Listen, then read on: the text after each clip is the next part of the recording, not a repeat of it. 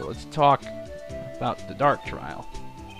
Something was fishy about that trial from the beginning. It wasn't just me either. All the detectives thought so.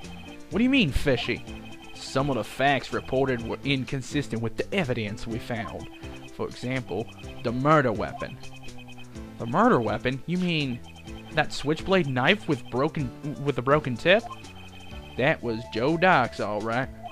But in the initial autopsy report, a question was raised. A question? The blade of the knife was not a perfect match with the wound the victim sustained. What does that mean? It means there's a good chance that knife was not the murder weapon. However, in the report that was finally submitted, that possibility had been erased. Could the facts have been concealed with forged evidence? That case left behind scars on all of us. The scars that the SL9 incident left behind. I got the looks, but he got the brains. He was one of the best prosecutors around. I had just made detective when it went down. It was our first case together. How old was he, your brother? He was 27 at the time. He was awarded the highest honor that very day. The highest honor? You don't mean King of Prosecutors? Not that again. What are you looking at me like that for? It's an honor for a prosecutor. Mr. Marshall must have really been close with his brother. The day the SL9 incident took place, that wasn't the same day as... That's right. It was the day of the evidence transfer. Interesting. It was drizzling that morning, and by nightfall there was thunder. I can't believe 2 years have gone by already. I tried to steal the evidence so the case wouldn't die. Apparently someone tried to stop you. Detective Goodman was murdered, and the evidence locker was empty. There was... excuse me. There was something going on behind the scenes in that case. We all knew that later. Every detective involved in that investigation, save one, was taken care of. Miss Starr was fired, and I was demoted and boxed away in a tiny room. What about Detective Goodman? If they did something to him, too, the commissioners would get suspicious. No, they were careful enough not to be too obvious. They? Who are you talking about? Don't get upset, Bambina.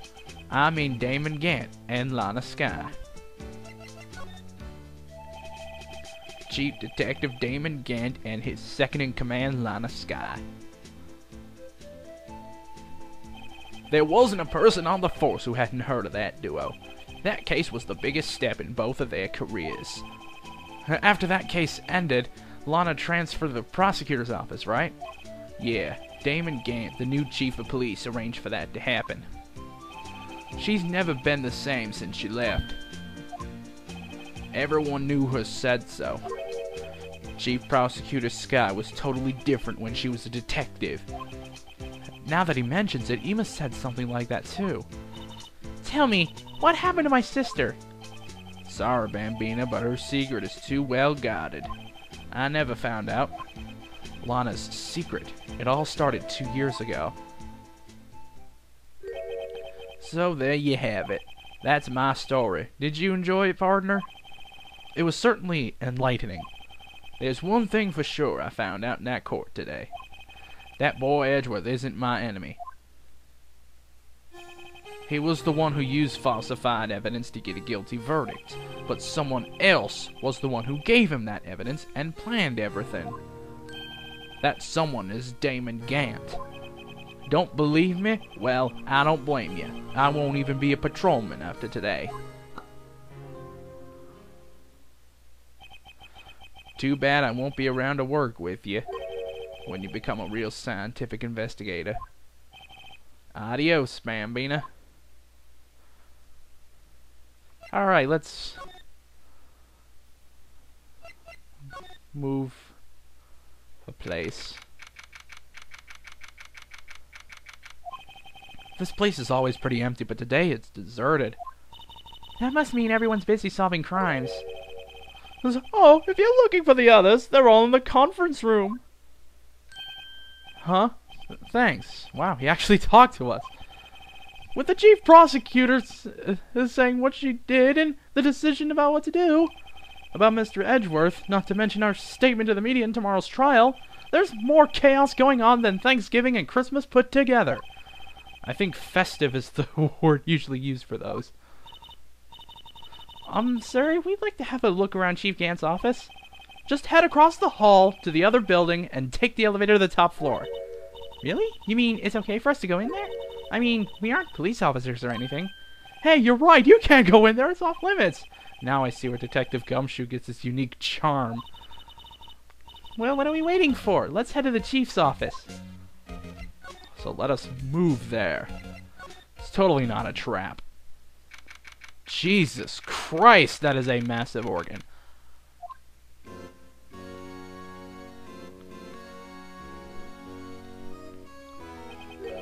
Whoa, where am I?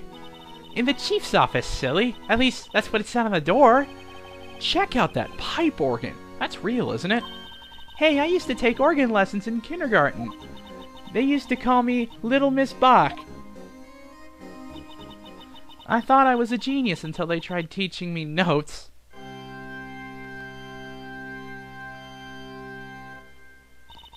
I never could remember where C was. Oh, it's you two! Chief Gant. He put that paper he was reading on his desk. So, Mr. Wright, have you been swimming lately? No, I haven't. I've been kind of busy lately. I can appreciate that. I've had my hands full, too, with Mr. Marshall's misconduct and Lana's provocative statement. Provocative statement? Oh, you mean about the forged evidence? 2 years have passed since that incident. My, how time flies. See that big picture on the wall over there? That's a picture of Lana, Neil, and me. So this is Mr. Marshall's brother, Prosecutor Neil Marshall. We took it to commemorate our work together. Something's not right with the picture. I can't quite seem to put my finger on it, though.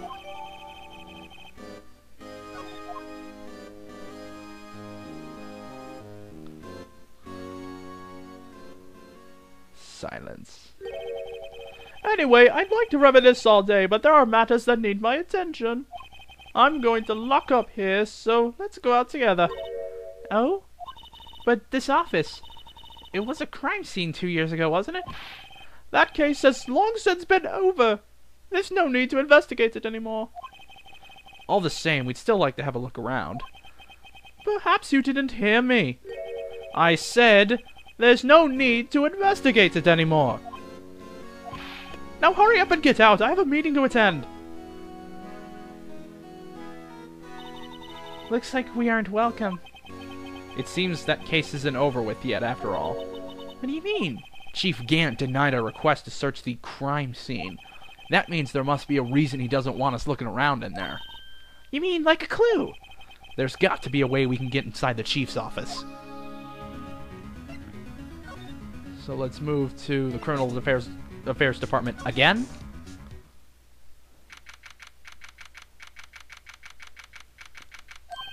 Hey, pal! Detective Gumshoe, were you in a meeting? I was, just taking a breather. My feet hurt. From sitting so long in the meeting? Actually, I had to serve everyone coffee. Sounds like Detective Gumshoe's still out of the loop. Say, have either of you seen Mr. Edgeworth? Edgeworth? No. Why do you ask? He's under fire for both the police department and the prosecutor's office. It's almost like the battle's between you two in court. That sounds serious. Is it because of what my sister said? That's basically what it all boils down to. That falsified evidence 2 years ago. Now Mr. Edgeworth has the whole world after his blood. Yikes. So let's talk Edgeworth's crisis. But why would Edgeworth be blamed? It's not like he knew the evidence was forged. Lana Skye is the guilty party here, isn't she? Regardless, the prosecutor is responsible for the evidence he presents in court. Not only that, but as you know, there have been a lot of rumors going around about Mr. Edgeworth. Those who don't like him haven't been able to do anything because of his amazing talent as a prosecutor. But now with this, Are there really so many people who hate him? in our world, only those with talent rise to the top. Mr. Edgeworth had not only that, but he's young. There's no better recipe I know of for making enemies. Hey Dick, keep up the good work. Yes, sir. Let's go out for lunch again sometime, my treat. Yes, sir. You gotta take me back to that joint sometime, okay, Dick? Yes, sir. It seems you don't have any problem with enemies. Yeah, well, I'm careful not to stick out. Anyway, I'm a bit worried about him. Under all this pressure, I'm afraid Mr. Edgeworth just might crack. Actually, I took a look at the file earlier while the coffee was brewing. He seems genuinely concerned for Edgeworth. Well, did you find out anything? The only evidence Doc left behind was during his final attack. His final attack? You mean... When he killed Prosecutor Marshall, who was trying to protect some girl. Me. It seems Detective Gumshoe never realized Ema was the girl. That's when he left the most incriminating evidence of all. Well, what is it? Oh, let's see. I think it had something to do with the murder weapon. Oh, I forget. It's all written somewhere in here, okay? His powers of recollection never fail to impress. Maybe we should show him the murder weapon. It might jog his memory. We'll do that in a minute. Joe Doc was 42 at the time of the crime. He was just your run-of-the-mill businessman. A businessman? What made him take to serial killing? One day, on his way home from work, he hit someone with his car. With his car? So, it was an accident? An accident, yes, but it transformed him into an animal. An animal? He killed a man that witnessed the accident. Then he killed a lady who saw the second crime. A kid walked by just then, and he killed him too. So, burying bodies and... Well, I think you can see where this is going, and finally he turned himself in. He was a pretty careless animal. Of course, this is all conjecture. There wasn't a single shred of evidence. So he turned himself in. Yes, but in the middle of his questioning, he fled and murdered his final victim, Prosecutor Marshall. That crime was witnessed by someone too, but fortunately, he was arrested on the spot. It's a good thing that last witness wasn't killed. That last witness. He must mean Ema. Okay, so we gotta show him. We're going to present... Not that knife. This one. About this. Hey, don't tell me that's... It has a tag attached to it with the label SL9 incident on it. I believe this would be the broken murder weapon you were speaking of. What are you doing with that? Ever since that case was closed, that knife's been locked away in a locker. On the day Detective Goodman was murdered, this suddenly disappeared from the locker. It was found in Mr. Edgeworth's car muffler. That's it! Now I remember what that incriminating piece of evidence was. When you showed me that knife, it all came back to me. Well, what is it, Detective? Quick, before you forget again! Let's go to it. This knife, it was Joe Dark's, wasn't it? That's right! We traced it back to the store he bought it at, and it had his fingerprints on it too. But no one actually witnessed him using it to murder anyone, right? That's where his luck ran out. When you take a good look at the knife, you'll see it's broken. You don't have to take a good look to notice that. Yeah, well, anyway, take a guess where the broken off tip of the knife was found. That's what did him in. Where was it? The victim, Neil Marshall, was carrying it inside his own body.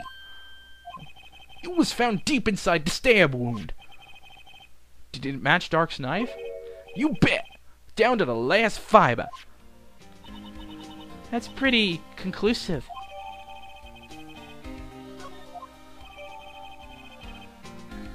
So we've got some more things out of the court record. Well, there you have it in a nutshell.